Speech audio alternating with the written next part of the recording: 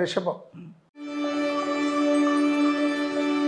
ரிஷபத்திற்கு எது? திருப்பதி, சாரங்கபாணி, சக்கரபாணி என்ற பெருமாள் கோயில்கள் ரொம்ப நல்லது. காது மூக்கு தொண்டை இஎன்டியில் ரொம்ப கவனமாக இருக்கணும். பள்ளியும் பார்த்துக்கணும். இதிலெல்லாம் கோளாறு வந்தால் மொத்த கோளாறு வரும்.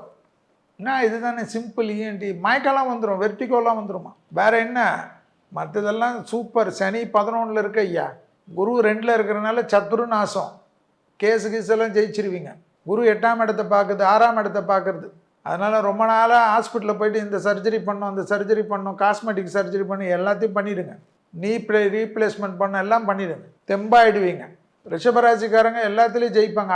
அரசியல்வாதிங்க எல்லாமே பெரிய பொறுப்புக்கு வருவீங்க. பெற்றோர் பெரியோருடைய பரம்பரை தொழிலெலாம் எடுத்து செய்வீங்க. தலைமுறை தொழில் செய்யக்கூடியவங்க பரம்பரை தொழில் நஷ்டத்தில் போனதை கூட மாற்றி வெற்றி அடைய வைக்கக்கூடிய ராசிக்காரர்கள் ரிஷபம். ஆச்சரியமாக இருக்கும், பண்ணி பாருங்கள். அதே போல் கண்டிப்பாக படைப்பாளிகள், கலைத்துறையினர்கள், மீடியா துறையினர்லாம் சக்கப்போடு.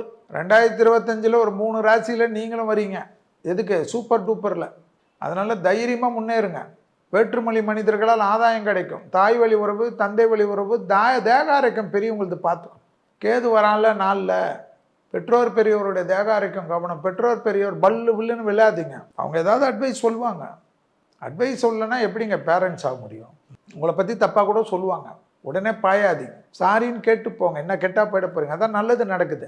பணம் நல்லா வரும். நல்ல முதலீடு பண்ணுங்க.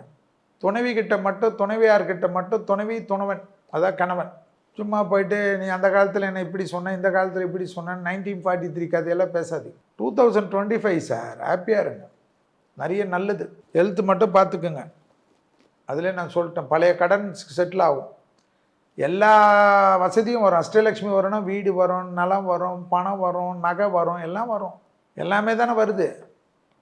உத்தியோகத்தில் நான் மாற்றிக்கலாமா? பண்ணிக்கோ, யார் கேட்கறது? அடிமை தொழிலேருந்து தனிப்பட்ட தொழில் தொடங்கலாமா? தொடங்கிக்கோ. யோசிச்சுக்கினே இருக்காத. இந்த மாதிரி டைம்லாம் வராது உனக்கு. இன்னும் 27 வருஷம் ஆகும். ரிஸ்க் சாப்பிட்லாம்.